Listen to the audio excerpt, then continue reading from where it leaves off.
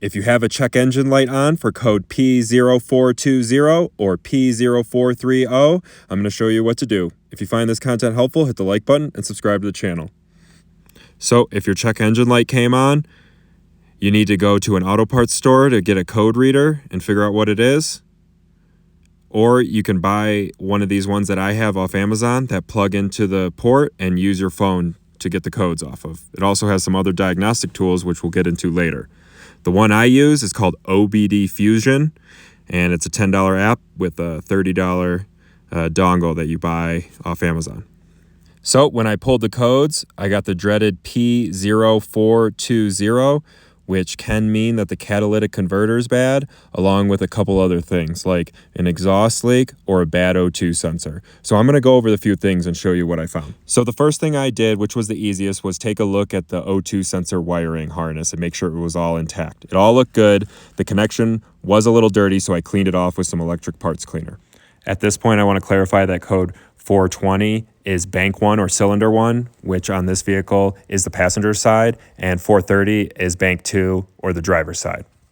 So what we have here is the data from the 4 oxygen sensors, the one before the cat, the one after the cat, on both sides. And you can see here that bank 1, the side that's bad, that has the code, has a lot more activity on the sensor as opposed to bank 2 sensor 2. This can indicate that the cat is bad or an exhaust leak. So we're going to continue our investigation further and figure out what we can find. But these readings are not good. They are indicating that the O2 sensor is probably working. So off that assumption that the O2 sensor is probably working, we're just going to look for exhaust leaks since that's not that hard either. I found a couple, but I'm going to go over one that I found and how I repaired it. So the first thing you do is hose down any seams with soapy water. Just nice, thick, soapy water. Then after you do that, you get a shop vac ready to blow as opposed to vacuum, and you put it up the tailpipe. And then you close off this with tape. I didn't do that. See how I'm covering with my hand? Do that with tape so it's nice sealed up.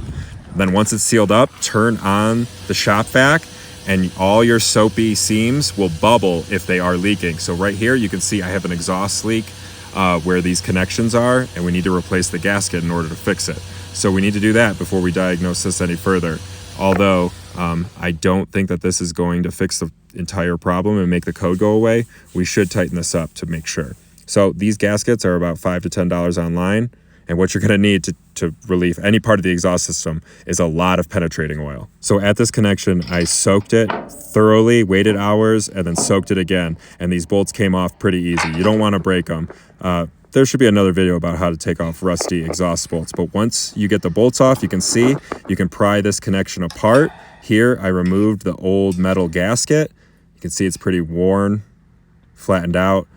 Just got that right out. It slipped right out, no problem, because the exhaust bolts came off so easy. They're going to go on just nice. So here I got the new gasket with the part number.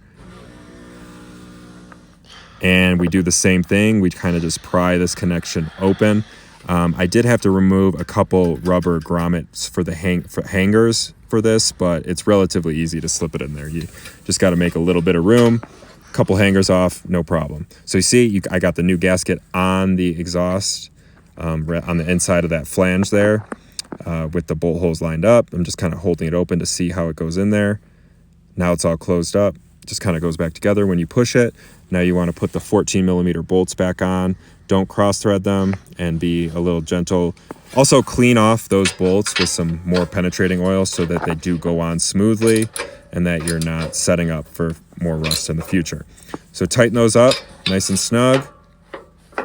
And unfortunately, I did fix about 3 exhaust leaks and I was still getting nearly the same readings as before. You can see bank 1 and bank 2. The sensor 2 is all over the place, indicating that the catalytic converter is not operating correctly. So we are going to verify that with a temperature reading at the catalytic converter. So what we want to do is take a reading at the exit of the catalytic converter and the entry. So our exit reading is 660 and our entry reading is 740, and that's opposite, indicating that our catalytic converter is not operating correctly. Again, take these readings after the vehicle is fully warmed and you drove for 20 minutes. A properly functioning catalytic converter will take a temperature reading that is lower on the inlet than the outlet, indicating that the chemical reactions are occurring and a hotter, cleaner gas is leaving the exhaust. So you can see here on the sensor 2 readings from each bank that the bad side has a lot more activity, and the better side that's not throwing a code has a little bit less activity. So it indicates that the under 94% efficiency throwing that code. And I would need a new catalytic converter in order to get rid of that code. But until then, you can use a catalytic converter cleaner to optimize the catalytic converter's efficiency until you can replace it. And I used CataClean. I had great results with it. Although the code didn't go away, I did notice an improved drivability. Whether that actually cleaned the cat out or just cleaned my injectors, I'm not sure. But those are my results. So if you found this content helpful, hit the like button and subscribe to the channel.